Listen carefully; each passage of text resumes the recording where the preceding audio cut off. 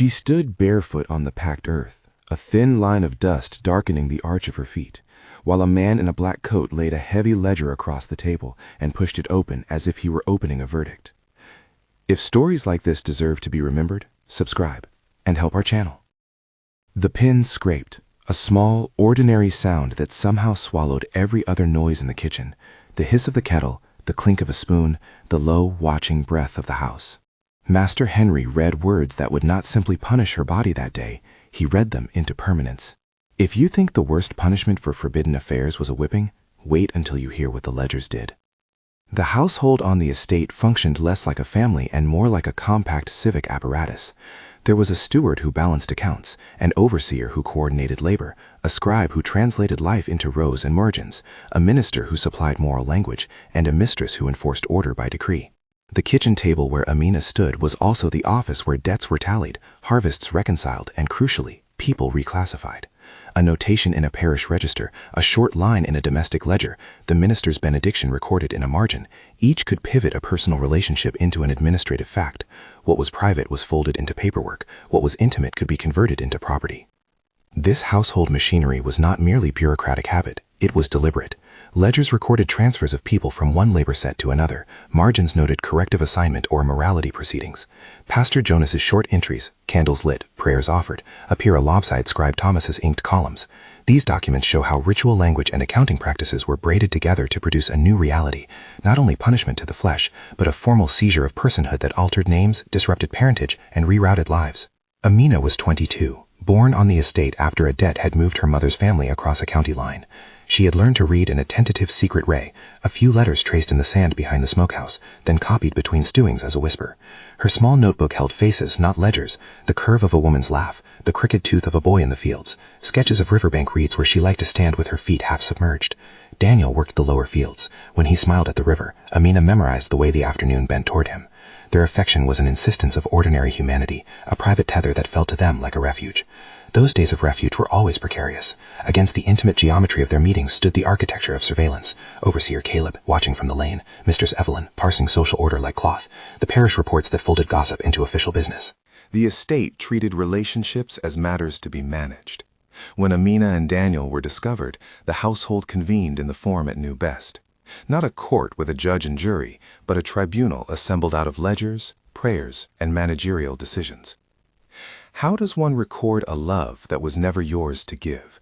The scribe might have written in another life. The answer on this estate was to record it anyway, and then to rewrite the person. The accusation was procedural in tone. Witness statements were taken in the presence of the steward. Notes were jotted in the margins of existing accounts.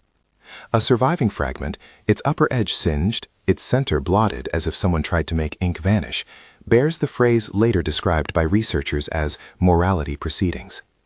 A petition from Amina, concealed and later discovered tucked inside a bread chest, is stamped refused. An erased ledger entry dated July, leaving only a faint indentation where ink had once been, is the kind of trace that archives hold. Not clean proof, but the residue of intention. You may want to follow the case as we open more files. If this matters to you, subscribe. There are more pages like this to be turned. The proceeding itself resembled a marriage rite more than a criminal trial. Pastor Jonas used the language of benediction. His notes, preserved in a small book, describe words of counsel and a blessing offered to a household. The scribe recorded a new line on a page that until then had catalogued the small possessions of the house. That same line, written in a careful hand, inserted a new name or an altered name beside a person's existing entry. The ceremony, performed before a few witnesses, usually a minister, the mistress, and the steward, concluded with a notation that looked administrative, a transfer of status from one household ledger to another, an assignment of responsibility, an instruction on provisioning. The minister's words lent moral cover to an administrative act. What might have appeared as a pastoral intervention was in practice the conversion of intimacy into an asset on the books. Scribe Thomas's handwriting, when you find it across different pages, is steady and unsentimental. On one margin he lists Amina, assigned to house, overseer to supervise. On another, faintly erased but visible to one examining the page under raking light, is an older name crossed out. These are the moments when names are not only taken, but remade. A name, in this context, was not merely a label. It was legal leverage, a tool that could be reassigned to rewrite responsibilities for children, to shift the recognition of family ties, to determine who received rations and who could sleep where. The immediate consequences were small and ordinary in appearance, but immense in effect. Amina's bed, once positioned near the kitchen for newborns and nursing women, was moved to a narrower room with less light. Rations were reduced. A ledger entry later records altered allocation under a new code. Letters to and from Daniel were censored. Officials, and sometimes Mistress Evelyn herself, read correspondence before allowing it to pass. Meetings were supervised. Any private touch could be reframed as misconduct. The record shows fines assessed, transfers ordered, and at times children reassigned from one woman's care to another's, with a single businesslike notation. Where corporal punishment left bruises that would fade, these administrative acts adjusted the scaffolding of daily life for years, often decades. Historians working on these cases have had to read for what the records conceal as much as for what they reveal. Professor Andrews describes the challenge as decoding administrative violence. What looks like bookkeeping is often a deliberate strategy to dissolve personhood into columns. Amelia, a local historian who first found the stitched cuff, calls that small object a counter-memory, a secret sewn text that bears a name when public documents refuse it. Lewis, the investigator who cataloged the estate's papers, points to patterns, margin notes that repeatedly refer to motherless children being reassigned, benedictions that coincide with ledger transfers, petitions that are stamped refused, all of which, taken together, reveal policy rather than isolated cruelty. We need to be clear about language here. The records rarely describe acts in the explicit terms modern readers might expect. They do not say forced union with bluntness. Instead, they show what sounds like benign administrative terms: assignment, transfer, benediction, slotted into human lives. The violence is structural. The use of routine paperwork and clerical ritual to reauthor a person's status, to strip away previously recognized ties, to convert private loyalties into institutional liabilities. Amina's resistance was not theatrical. It was the slow, stubborn persistence of names. When she was moved, she stitched her given name into the hem of a cuff, worked into a garment she would wear daily. The stitch was tiny and precise, almost invisible to the untrained eye, but it carried the force of testimony. In a trunk later found in a house no longer owned by the family, that cuff sat folded between a scrap of linen and a spool of black thread, a remnant of a person refusing to be entirely catalogued away. There were other acts of quiet defiance. Rosa, the cook, hid letters under a hearthstone. Maribel, the nurse, erased a line in a log only to re-enter the name on a separate sheet and slip it into a bundle sent to an aunt. Lucia taught a few younger women to track letters and numbers, to read the ledger enough to know how they were being described. When an overseer tried to reassign a child, members of the household, often those marginally protected by service positions, like cooks and nurses, pushed back in small, effective ways, mislabeling a box, delaying a transfer, slipping a note into a pocket. These acts rarely appear in official documents, but they show up in depositions, in the quick, angry margins of a steward's diary, in a complaint later stamped refused. The household's machinery also produced punitive afterlives that the lash never could match. A whipping marks the body. It is immediate, visible, and, if it is documented at all, brief in the archival record. An administrative seizure rewrites family records. It determines who a child will be known as in baptismal registers. It alters the distribution of labor, the allocation of rations, the legal claim of the house over a person's reproductive labor. A ledger entry could decree that a woman's children were to be raised under another woman's oversight. A line on a page could consign a newborn to someone else's care, removing the mother's claim in practice and in law. Children born into those circumstances carried the recorded status forward. The notation in a ledger could become an intergenerational fact. When historians like Professor Andrews examined cumulative evidence across estates, patterns emerge. One estate shows a cluster of so-called corrective entries following a clergyman's intervention. Another displays a flurry of transfers after a whispered accusation took hold at the manor. These are not random scraps of bureaucracy. They are administrative strategies for consolidating control. The most damning thing about them is their durability. They rearrange memory by reassigning names, and once memory is overwritten in records, it becomes that much harder for descendants to reclaim an identity erased from official lists. We must not conflate absence with erasure with care. Archives preserve both the thing and the effort to hide the thing. The erased ledger entry dated July is instructive because it leaves evidence of someone trying to unwrite an act. Under raking light, an indent remains. Paper fibers are disturbed where ink once sat. Those fingerprints of removal tell us not only that someone attempted to conceal, but also that the act of concealment itself was part of the strategy. Remove a name, then establish a different name in official spaces. The process is bureaucratic amputation. The pastoral language used in many of these events, benediction, counsel, blessing, functioned as a shield. When Pastor Jonas officiated, his words carried moral authority. For a household accustomed to conferring legal weight upon religious ritual, the minister's presence made administrative changes appear as pastoral corrections rather than expropriations. The records where the pastor's notes sit beside the scribe's columns show how easily moral language could be repurposed into regulatory cover. A blessing recorded in a parish book could become a line item in an estate ledger that justified the reassignment of children or the renaming of a woman under the household's control. Renaming deserves particular attention. A name carries lineage, memory, and claims. Changing a name on a ledger is not simply clerical whimsy. It is an act that severs genealogical threads. If a child is listed under someone else's oversight, baptismal records might reflect that change. If a mother's name is exiled from household accounts, her capacity to claim her children, economically, socially, spiritually, diminishes. Over time, those ledger changes calcify into accepted fact.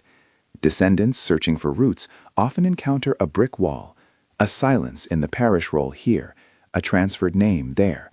The slow violence is not always recorded as brutality, but it is brutality nonetheless because it consumes identity. We must be precise about what the archives allow us to assert and what remains indefinitive. The records show reassignments, benedictions, refusals of petitions, and erased entries. They show sewn cuffs and hidden letters. They demonstrate patterns of administrative control across this estate and others. What they rarely show explicitly is the private intent behind a single action. Motive is often indefinitive. But motive is not required to see the outcome. Whether or not a single actor thought they were correcting an immoral arrangement or consolidating labor, the archival consequence is the same. Persons were reclassified, their social attachments rearranged by paperwork, their names sometimes exiled. Resistance took many forms, and reprisals were recorded in many ways. Daniel was reassigned to a different labor group after the proceedings, a change that appears as a transfer entry and as a note in the steward's daybook indicating new housing. When he attempted to leave the estate, an act that might have seemed like simple flight, the records show a fine assessed against his name and a subsequent transfer. The household's response to resistance was both physical and administrative. The lash where a body might be broken in the moment, the ledger where a life could be redirected in perpetuity. The climactic evidence emerges when ledgerization is read as policy rather than accident. Repeated instances across documents where interpersonal transgressions are converted into ledgers, where ministerial rituals coincide with transfers, where petitions from the women themselves are stamped refused, where erased entries are followed by a new, neat line in a different hand. Taken together, these elements form a coherent program of seizure. The moral horror is not only that these acts hurt in the present, but that they rewired the future by authorizing other people to speak for a woman's children, to allocate her labor, to determine the name our descendants would carry. If corporal punishment is a moment, ledgerization is a life sentence. A lash can scar, but a ledger can stratify generations. A whip breaks skin. A refashioned roll call can break lineage. This is the argument the documents force upon us when we look closely. The administrative conversion of intimacy to inventory is a slow, relentless violence designed to outlast the visible marks of immediate punishment. The work of recovery is painstaking. Amelia's fingers traced the faint seam where ink had been removed.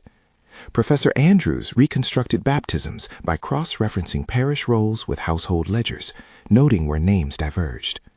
Lewis pried open trunks and found letters with folded corners worn thin from being read and reread in secret.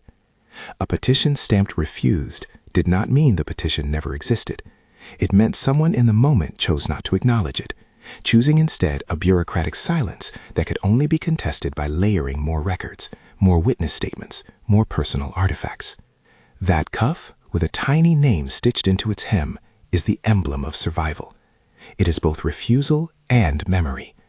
Where ledgers declared a name void, the seam declared otherwise. Surviving material traces, stitches, hidden pages, coffee-smeared notes, are the evidence of persons who kept their identities by hand and by seam when paper institutions tried to overwrite them.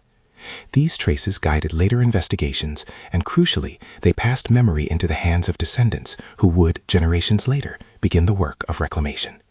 The implication is not only historical, it is ethical. If we measure harm by immediate suffering alone, we miss the structural cruelty that organizes lives across time. To treat ledgerization as a minor administrative detail is to misunderstand the scale of its damage. Ledgers authorized new moral realities. They rendered maternal claims negotiable and often revocable. They enabled households to convert the most intimate affairs into property to be managed, taxed, reassigned. They made the private public in a way that deprived women of future belonging. So we close on that small act of defiance, the name sewn into cloth. Amina wore that cuff for years, and the thread did its quiet work. Long after the steward's ink had faded, after the minister's book had been shelved, the stitch remained. Names can be hidden, they can be erased on paper, but they can also be remembered by hand. The stitched name is not a remedy for the ledger, it is evidence of refusal. If this story moved you, share it. Tell someone who should know, and if you were surprised by a particular detail, start a comment with shock and say which revelation struck you most. If you have leads, documents, or family stories that might help piece together other hidden records, pass them along to the local historical society. Archives are built on many small contributions. Above all, remember that the worst punishments in these records are not always visible bruises. Sometimes they are the lines that rewrite a person for generations.